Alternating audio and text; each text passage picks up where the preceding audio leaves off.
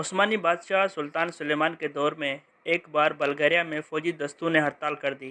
سپاہیوں کا کہنا تھا ہمیں مناسب خوراک نہیں دی جاتی، مینیو بھی ٹھیک نہیں اور کوالٹی بھی، چنانچہ فوج نے کھانے کے برتن اونھے کر دیے۔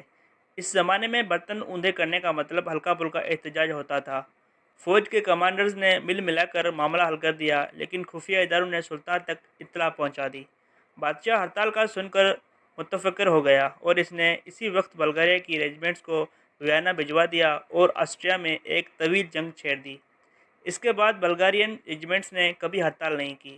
سلطان نے مدت بعد اپنے ولی عہد کو بتایا، فوج کا کام جنگ ہوتا ہے، اور جب سپاہی طویل عرصے تک جنگ سے دور رہیں تو یہ باغی ہو جاتے ہیں اور یہ ریاست کے ساتھ لڑ کر اپنی ایگزائٹی ختم کرتے ہیں۔ بلغارین فوج کے سپاہیوں کی خوراک ٹھیک تھی، یہ مدت سے یہی کھانا کھا رہے تھے، لیکن جب ان کے پاس کرنے کے لیے کچھ نہیں تھا تو انہوں نے برتن الٹے اور سیدھے کرنے کو ایکٹیویٹی بنا لیا۔ میں اگر انہیں محاذ جنگ پر نہ بھجواتا اور ایک طویل اور نہ ختم ہونے والی جنگ نہ چھیڑتا تو یہ احتجاج صرف بلغاریہ تک محدود نہ رہتا۔ ہمارے پاس مختلف ملکوں میں 27 لاکھ فوج ہے۔ یہ بغاوت بلغاریہ سے ہنگری اور وہاں سے کرائمیا جاتی اور یوں آہستہ آہستہ پوری فوج میں پھیل جاتی اور آخر میں فوج ہمارا تختہ الٹ دیتی۔ چنانچہ میں نے فوری طور پر فوج کو مصروف کر دیا، میں نے اسے کام پر لگا دیا۔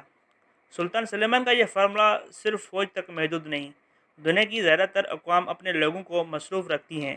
آپ خود سوچیں، اگر لوگ فارغ ہوں، اگر ان کے پاس کوئی کام نہ ہو تو یہ کیا کریں گے؟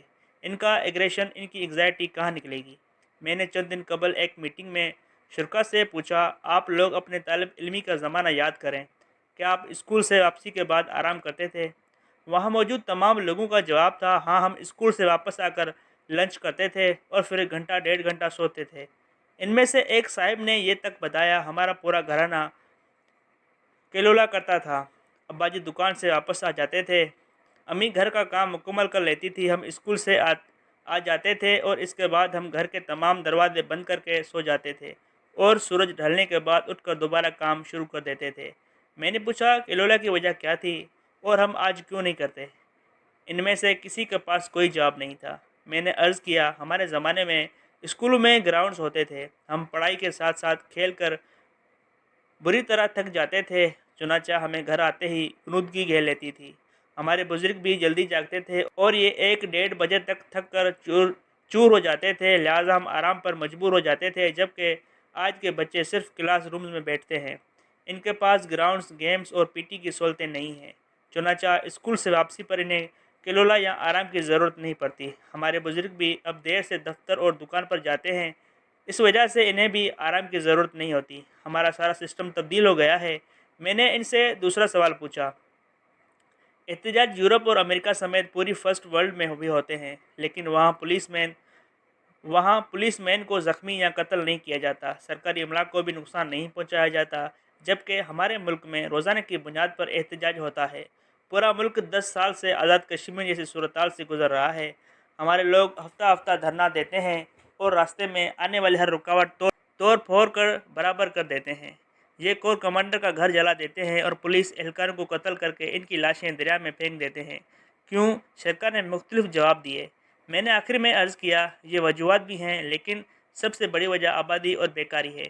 ہماری آبادی کا 65% حصہ جوانوں اور نوجوانوں پر مشتمل ہے۔ یہ لوگ مکمل طور پر فارغ ہیں، اسکول، کالجز اور یونیورسٹیوں نے انہیں گھر داماد بنا رکھا ہے، تعلیم آسان اور بیکار ہے۔ ہر سال نوجوان کروڑوں کی تعداد میں ڈگریاں لے کر مارکیٹ میں آ جاتے ہیں، لیکن ان کی صلاحیت کا یہ عالم ہوتا ہے، ڈاکٹر اپنا علاج خود نہیں کر سکتا، الیکٹریکل انجینئر اپنے گھر کا سوئچ نہیں بدل سکتا، ماس کمیونیکیشن میں ایم اے بلکہ پی ایچ ڈی کرنے والے کو خبر بنانی نہیں آتی، ایم بی اے پاس نوجوان بزنس کے بجائے نوکری تلاش کرتے پھرتے ہیں، اور یہ تمام لوگ مل کر اپنا سی وی بھی نہیں بنا سکتے۔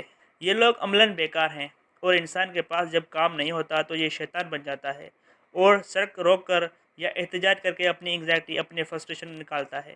یہ نوجوانوں کا ایشو ہے، جبکہ ان کے علاوہ باقی ساری آبادی کے پاس انٹرٹینمنٹ کا کوئی بندوبست نہیں۔ ملک میں گراؤنڈز نہیں ہیں، سنیما گھر، پارکس اور کلبز نہیں ہیں، سوسائٹیز نہیں ہیں، لائبریریاں بھی نہیں ہیں، اور اگر ہیں تو ہم نے کتاب پڑھنے کا کلچر ڈیولپ نہیں کیا۔ کالجوں اور یونیورسٹیوں میں ہنر نہیں سکھائے جاتے، ہم نوجوانوں کو صرف ڈگریاں دیتے ہیں اور بس۔ چنانچہ لوگ پھر اپنا ایگریشن، اپنی فرسٹریشن کہاں نکالیں گے؟ ان بیچاروں کے پاس رہ سہ کر صرف سڑکیں اور سوشل میڈیا بچتا ہے، اور یہ لوگ ان دونوں کا بھرپور استعمال کرتے ہیں۔ یہ سوشل میڈیا پر اپنی بڑاس نکال لیتے ہیں یا پھر احتجاج میں پولیس کو پھینٹا لگا کر خوش ہو جاتے ہیں۔ آج سے 10-20 سال پہلے تک دیہات کی صورتحال مختلف ہوتی تھی۔ نوجوانوں کو والدین کے ساتھ کھیتوں میں کام کرنا پڑتا تھا، لیکن اب کھیتی باڑی بھی آسان ہو چکی ہے، لہٰذا اب یوتھ دیہات میں بھی ویلی ہے۔ یہ بھی موٹر سائیکل لے کر شہر نکل جاتے ہیں، رات دیر گئے واپس آتے ہیں اور سگریٹ پھونکتے رہتے ہیں۔ لہٰذا سوال پھر وہی ہے، لوگوں کے پاس اگر کام نہیں ہوگا، انہوں نے اگر سارا دن کسی جگہ جانا نہیں ہوگا، اسکولوں اور کالجز میں گراؤنڈز نہیں ہوں گے اور یونیورسٹیوں میں سوسائٹیاں اور کلب نہیں ہوں گے، نوجوان تعلیم کے دوران اپنے اسکل، اپنی صلاحیتوں میں اضافہ نہیں کر سکیں گے، لوگوں کے پاس تفریح کا بندوبست نہیں ہوگا اور عوام کا 65% حصہ بے روزگار ہوگا، تو پھر یہ لوگ کیا کریں گے؟ کہ یہ وہی نہیں کریں گے جو آزاد کشمیر کے لوگوں نے 11 مئی سے 14 مئی تک کیا تھا۔ یہ انتظامیہ، پولیس اور آخر میں رینجر سے بھی بڑھ گئے تھے اور اس میں لوگوں کی جانیں تک گئیں۔ ہمارا معاملہ سیریس ہے، ہم 25 کروڑ لوگ ہیں اور ان 25 کروڑ لوگوں میں سے 90% بے ہنر ہیں، انہیں کوئی کام نہیں آتا، بلکہ اگر میں یہ کہوں یہ جس کام کے باہر سمجھے جاتے ہیں انہیں وہ کام بھی نہیں آتا، تو یہ غلط نہیں ہوگا۔ پلمبر ٹونٹیاں خراب کر جاتا ہے، الیکٹریشین پورے گھر کی وائرنگ اڑا دیتا ہے اور ڈرائیور گاڑی کا بیڑا غرق کر دیتا ہے۔ ایم اے پاس کو درخواست لکھنی نہیں آتی اور سیٹ صاحب بینکنگ سسٹم سے واقف نہیں ہوتے، یہ سیدھے بینک جا کر ان سے 10 کروڑ روپے مانگ لیتے ہیں۔ پولیس کے پاس بھی تفتیش کا صرف ایک ہی طریقہ ہے، جوتے اور ڈنڈے، اور بے گناہ سے اعتراف جرم کرا کر اسے پھانسی لگوا دینا، اور بس۔ ہم اگر اس ملک کو بچانا چاہتے ہیں تو پھر ہمیں اپنے اسٹرکچر میں چند تبدیلیاں کرنی ہوں گی۔ پہلی تبدیلی گراؤنڈز اور تفریح کے مواقع ہیں۔ مجھے ارجنٹائنا جانے کا اتفاق ہوا، یہ ملک انفلیشن میں پہلے نمبر پر ہے، لیکن اس کے باوجود وہاں آزاد کشمیر جیسا کوئی واقعہ نہیں ہوتا۔ کیونکہ وہاں ہر ہفتے کوئی نہ کوئی فیسٹیول ہوتا ہے اور پورا ملک اس میں بھرپور حصہ لیتا ہے۔ ہم زیادہ نہ کریں تو کرکٹ ہی کو پورے ملک میں پھیلا دیں، ضلعی ٹیموں کو آپس میں کھلائیں اور اسکولوں اور کالجز کے طلباء کے لیے میچ دیکھنا لازم قرار دے دیں۔ اس سے نوجوانوں کا ایگریشن نکل جائے گا۔ نیشنل لیول پر بھی ہر ماہ کوئی نہ کوئی فیسٹیول ہونا چاہیے تاکہ لوگوں کے پاس کوئی نہ کوئی ایکٹیویٹی ہو۔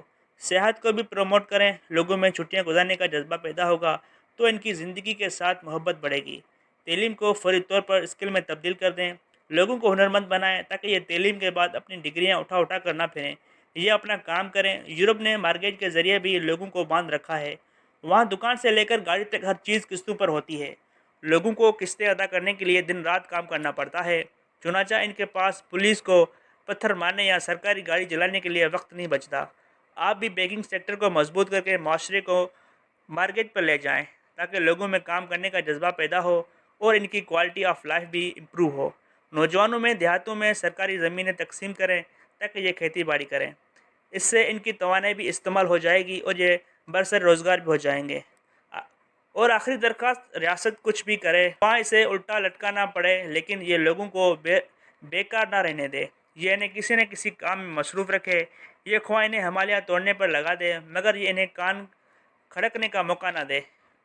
لوگ روزانہ تھک کر گھر جائیں، اس سے یہ ملک بچے گا، ورنہ 25 کروڑ لوگ چھوٹی سے انتظامی کے تکے بنا کر کھا جائیں گے، یہ اپنے ملک کو خود توڑ دیں گے۔